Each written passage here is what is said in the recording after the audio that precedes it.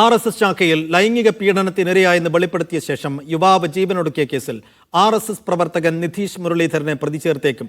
ആത്മഹത്യാ പ്രേരണ കുറ്റം, പോക്സോ അടക്കമുള്ള വകുപ്പുകൾ ചുമത്തി കേസെടുക്കുന്നതിന് പോലീസ് നിയമോപദേശം തേടി.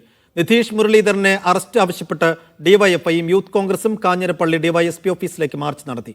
നിതീഷ് മുരളീധരന്റെ കട ഡിവൈഎഫ്ഐ പ്രവർത്തകർ അടിച്ചു തകർത്തു.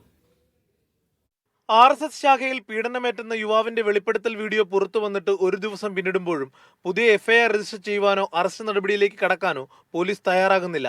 RSS പ്രവർത്തകൻ നിതീഷ് മുരളീധരനെതിരെ കേസെടുക്കുന്നതിൽ പോലീസ് നിയമോപദേശം തേടി. ഇന്ന് തന്നെ കേസ് നടപടികളിൽ തീരുമാനമെടുക്കും. അറസ്റ്റ് അനിവാര്യമെന്ന് പോലീസ് വിലയിരുത്തുന്നു. നിലവിൽ അസ്വാഭാവിക മരണത്തിനാണ് തമ്പാനൂർ പോലീസ് കേസെടുത്തത്. കേസ് കോട്ടയം പൊൻകുന്നം പോലീസിന് കൈമാറിയേക്കും.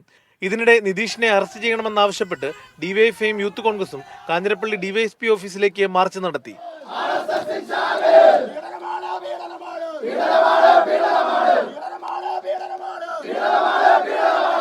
ദേശീയപാത ഉപരോധിച്ച യൂത്ത് കോൺഗ്രസ് പ്രവർത്തകരെ പോലീസ് അറസ്റ്റ് ചെയ്ത് നീക്കി.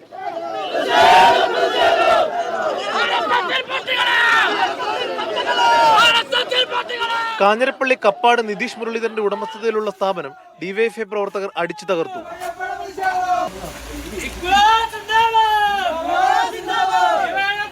മീഡിയ 1 കോട്ടയം.